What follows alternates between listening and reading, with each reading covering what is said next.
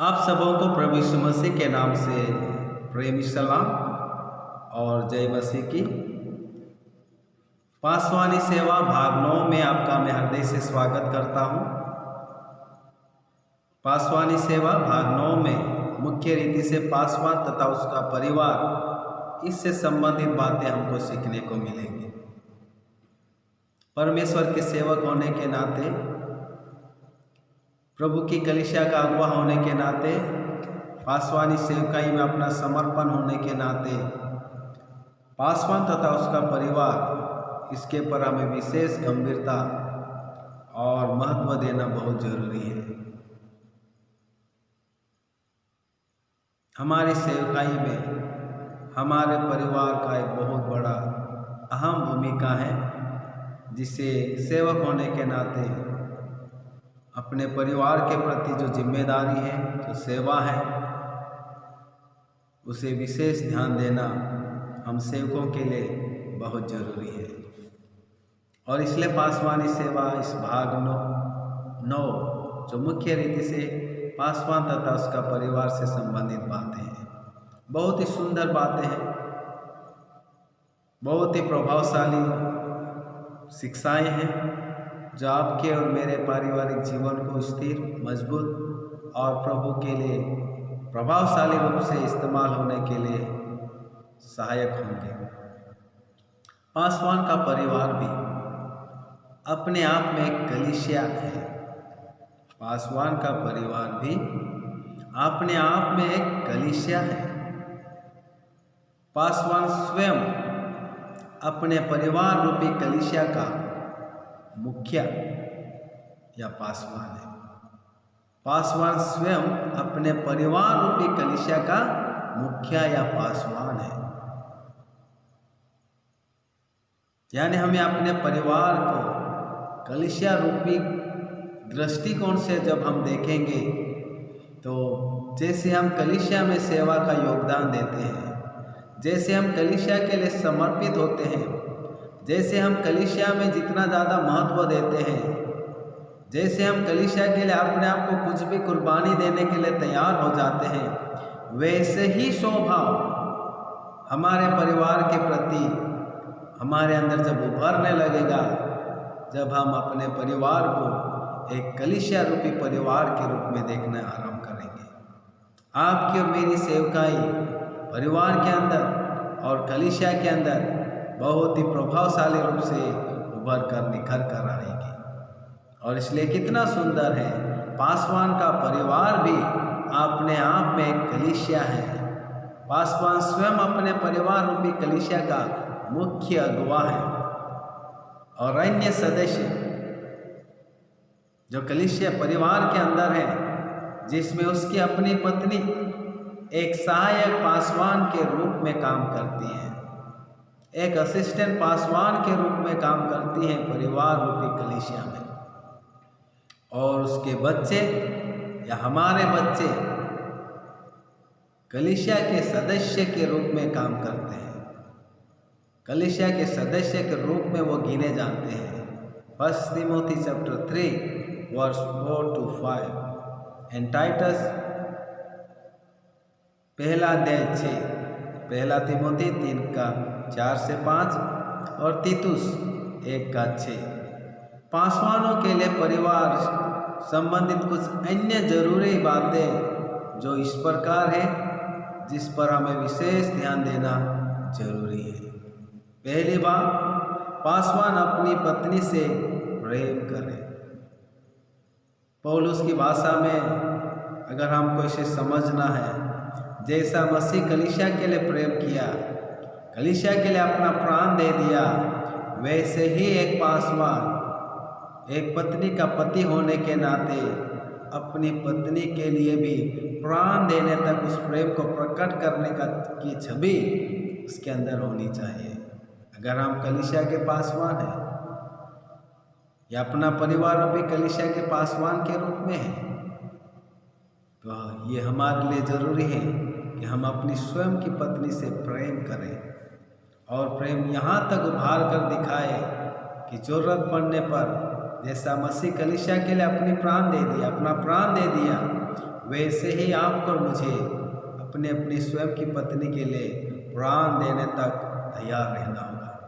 तो हमारे असली प्रेम को अपनी पत्नी के प्रति हम खुद स्वयं की पत्नी के प्रति प्रकट कर पाएंगे। एफिशियंस चैप्टर 5वां अध्याय 22 से 27 आयत एक सुंदर शिक्षा एक पति को पत्नी से प्रेम करने के बारे में दिखाई गई है।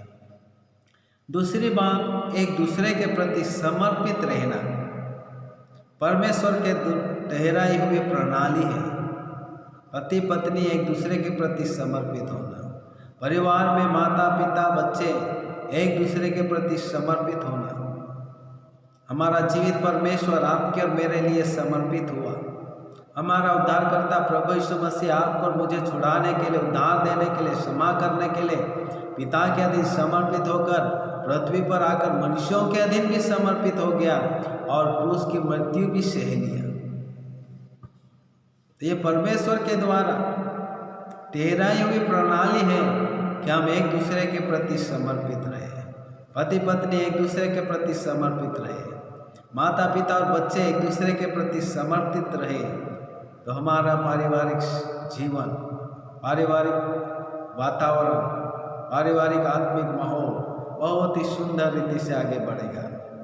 ये शिक्षा हमें एफिसियों की पत्री 5वां अध्याय 22वीं आयत और पहला पत्रस 3रा अध्याय 7वीं आयत सुंदर रीति से इस सच्चाई को अपने जीवन में लागू करने के लिए प्रेरित करेगी। तीसरी बात, पासवान एक ही पत्नी का पति होना चाहिए और उसके किसी अन्य स्त्री से, महिला से अवैध संबंध नहीं होना चाहिए। यानी वैवाहिक जीवन पवित्र होना चाहिए जिसमें किसी भी प्रकार की गलत संबंध वैवाहिक जीवन के बाहर नहीं होना चाहिए। इसलिए इब्रानियों की पत्री में लिखा, विवाह सब बातों में पवित्र माना जाए और पवित्र तभी माना जाएगा जब वैवाहिक जीवन को छोड़कर अन्य किसी भी गलत संबंध ना हो, तो उनका पारिवारिक वैवाहिक जीवन पवित्र माना जाता है। तो पासवान एक ही पत्नी का पति होना चाहिए और उसके किसी अन्य स्त्री से कोई भी अवैध संबंध नहीं होना चाहिए। हर प्रकार की इस गलत संबंध वाली पद्धतियों से, गलत संबंध वाले बुराइयों से हमको बचना है। हमारा प्रभु कहता है, जिसे परमेश्वर ने जोड़ा है मनुष्य उसे अलग ना करे। यानी मृत्यु दम का एक संबंध है पति पत्नी का, और मृत्यु ही उन्हें एक दूसरे से जुदा कर सकती है। बीच में कोई भी एक दूसरे से जुदा नहीं कर सकता। ये अटूट 60, 70, 80 साल जहाँ तक की जिंदगी प्रभु ने हमें दिया है वहाँ तक का बंधन है, और जिसे परमेश्वर ने जोड़ा है किसी इंसान ने नहीं जोड़ा है। इसलिए उस बंधन को स्वयं पति पत्नी एक दूसरे से तोड़ नहीं सकते, और ना कोई अन्य बाहरी या घर का कोई अन्य बाहरी व्यक्ति या समाज का और कोई बाहरी व्यक्ति उस पति पत्नी के रिश्ते को तोड़ने का कारण नहीं बनना चाहिए, क्योंकि ये बंधन परमेश्वर ने जोड़ा है। परमेश्वर ने उन दोनों को पति पत्नी के रूप में जोड़ा है। तो पासवान होने के नाते ये वैवाहिक जीवन के बंधन को पवित्र बनाए रखना ये हमारा परम कर्तव्य है। ये इसलिए है क्योंकि सेवा करते समय कई प्रकार के ऐसे अवसर आएंगे जहां हम इस वैवाहिक जीवन को अपवित्र ठहराने की कोशिश कर बैठेंगे। इसलिए पौलुस वेल एक्सपीरियंस, बहुत ही अनुभवी व्यक्ति, सेवकाई के मामले में बहुत ही चतुराई के साथ, होशियारी के साथ, अनुशासन के साथ जीने वाला व्यक्ति एक सुंदर निर्देश हम सेवकों के लिए दिया है, और जिसकी सुंदर छवि या शिक्षा 1 तिमोथी 3:2 और तीतुस 1:6 में हमको सीखने को मिलती है। चौथी खूबियाँ, खासियत एक पासवान और उसके परिवार से संबंधित है जो उसके पारिवारिक जीवन को मजबूत करके प्रभावशाली रूप से प्रभु की सेवा के लिए इस्तेमाल। पांचवां, अपने घर का अच्छा प्रबंध करने वाला और अपने बाल बच्चों को सारी गंभीरता के अधीन रखने वाला, यानी घर की सारी व्यवस्था की पूरी जिम्मेदारी हम सेवकों के कंधे पे सौंपी है। यह हमारी जिम्मेदारी है कि घर की सारी आवश्यकताएं पूरी हो। यह हमारी जिम्मेदारी है कि बच्चों की एजुकेशन की सारी व्यवस्था पूरी हो। यह हमारी जिम्मेदारी है कि जितनी भी व्यवस्था की बातें हैं, ज़रूरत की बातें हैं, आवश्यकताएं की बातें हैं, प्रबंध करने की बातें हैं, उन सारी बातों की जिम्मेदारी हम सेवकों की है। इसलिए हमको अच्छा प्रबंध करने वाला व्यक्ति, एक पासवान, एक परिवार का मुखिया होने के नाते इस काम को गंभीरता से लेना होगा। इतना ही नहीं, अपने बाल बच्चों को सारी गंभीरता से अधीन रखने वाला, या साधारण सी बात में उन्हें अनुशासित रखते हुए प्रभु के भय में, प्रभु के ज्ञान में, प्रभु की महिमा में बढ़ाने के लिए हमें उनको सहयोग देना है। एक सुंदर परिवार, कलीसिया रूपी परिवार, एक बहुत ही प्रभावशाली रूप से प्रभु की महिमा का कारण होगा। ये सच्चाई पहला तिमोथी 3:4 में हमको सीखने को मिलती है। पांचवी सच्चाई जो एक पासवान उसके परिवार में दिखाई जाना चाहे, पासवान अपने बच्चों को रीस ना दिलाए, परंतु प्रभु की शिक्षा और चेतावनी देते हुए उनका पालन पोषण करने वाला हो। रीस नहीं दिलाना, बहुत ही प्रेम से, अनुशासन के साथ, प्रभु के भय में, भक्ति में उनको हमको शिक्षा देना है और चेतावनी देना है और उनका लालन पालन या पालन पोषण करना है, ताकि ये बच्चे कल उठकर जो सेवा प्रभु ने हमें सौंपी है उसी सेवा को आगे जारी रख सके और पीढ़ी दर पीढ़ी प्रभु की सेवा पासवानी परिवार में होती रहे। क्योंकि आप और हम सब जानते हैं, दुनिया में सबसे बड़ी सेवकाई और जो सौभाग्य सेवा का जो मिला है वो पासवान का है। क्योंकि राजाओं का राजा, प्रभुओं का प्रभु, स्वर्ग पृथ्वी और पाताल का निर्माण करता, सारी दुनिया का न्याय करने वाला, नई धरती नए स्वर्ग को बनाने वाला, अनंत काल के युग में आपको और मुझे अपने साथ रखकर राज्य करवाने वाले ने आपको और मुझे सेवा सौंपी है। और इसलिए हमें बहुत ही गंभीरता के साथ अपने परिवार में बच्चों को अनुशासन में रखते हुए, चेतावनी देते हुए, अनुशासित रखते हुए, शिक्षा देते हुए, प्रभु का भय में बढ़ाते हुए उनका लालन पालन हमें करना है, ताकि हमारे बच्चे ईश्वरीय प्रेम को हमारे परिवार में अनुभव कर सकें और कल उठकर उनकी अपनी पीढ़ी में वो प्रभु की सेवा निरंतर जारी रख सकें। ये सच्चाई हमें एफेसियों की पत्री 6वां अध्याय 4वीं आयत और कुलस्यों की पत्री 3 अध्याय 21वीं आयत में हमको सीखने को मिलती है। और आखिरी बात, 6वीं बात है अतिथि सत्कार। पासवान के परिवार का विशेष गुण होना चाहिए। हमारा परिवार अतिथि सत्कार करने वाला होना चाहिए।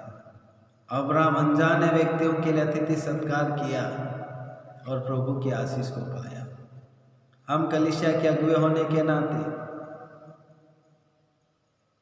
किसी भी समय प्रभु की लोग, कलीसिया के लोग हमारे पास आ सकते हैं, या अनजाने लोग कलीसिया को ढूंढते हुए, पासवान को ढूंढते हुए उनके घर आ सकते हैं। उनके प्रति हमारा प्रेम पूर्ण स्वभाव होना चाहिए। उनके प्रति हमारा स्वागत या वेलकम या उनका अतिथि सत्कार करने वाला स्वभाव हमें जरूरी है, क्योंकि ये स्वभाव प्रभु ने आपको और मुझे दिखाया है। जब हम पापी थे तभी उसने हमसे प्रेम करके, हमारा अतिथि सत्कार करके, हमारा उद्धार करके अपने परिवार, ईश्वर के परिवार का अंग बनाया है। आज हमको प्रभु के लोग होने के नाते, कलीसिया की सेवकाई में अगुवे होने के नाते हमारा परिवार हर जाति के लोगों के लिए खुला होना चाहिए, हर भाषा के लोगों के लिए खुला होना चाहिए, हर वर्ग के लोगों के लिए खुला होना चाहिए, गरीब, अमीर, शिक्षित, अनपढ़ सब के लिए खुला होना चाहिए। लोग हमारे घर आते ही उनको लगना चाहिए कि दुनिया में एक ही ऐसा परिवार है जो अतिथि सत्कार करने में नंबर 1 है। ये सीखना है। प्रभु का आत्मा ही इसे सक्षम बनाने में, प्रभु की आत्मा ही इसे करने के लिए काबिलियत हमें देगा, करने के लिए सक्षम बनाएगा। और प्रभु का आत्मा जब हमारे अंदर काम करेगा, हम अतिथि सत्कार करने वाले होंगे और अद्भुत आशीष के भागी भी बन जाएंगे। तो ये है पासवान और उसका परिवार। जब हम इन आयतों को जब अलग से बाइबल खोल के पढ़ेंगे, कमेंट्री में इसके असली व्याख्याओं को देखेंगे और इन सारे आयतों में आए हुए मुख्य मुख्य बिंदुओं को डिक्शनरियों में देखेंगे, तो हमारे पासवानी परिवार में एक अद्भुत आशीष को लेकर हम आएंगे और सबसे धन्य और सौभाग्यशाली हमारा परिवार होगा। और उसको इस रूप में लाने के लिए आपकी और मेरी जिम्मेदारी है। आपको और मुझे पूरा समर्पण करना है और प्रभु अद्भुत आशीष ऐसा करने में हमारे परिवार के अंदर, हमारे जीवन के अंदर, हमारी पत्नी के अंदर, हमारे बच्चों के अंदर अद्भुत रीति से कलीसिया रूपी परिवार में आशीष को मिलेगा। मुझे विश्वास है ये पासवानी सेवा भाग 9 पास्टर और उसका परिवार एक अच्छी रीति से आपको और मुझे समझ में आया है। अपने आप को नम्र करके एक उत्तम पासवानी सेवकाई को प्रभावशाली रूप देने के लिए अपने ही परिवार में एक पासवान के रूप में, कलीसिया रूपी परिवार में पासवानी रूपी भूमिका को अदा करने के लिए प्रभु का आत्मा हम सबों को आशीष दे। Thank you, God bless you. प्रभु आप सबों को आशीष दे।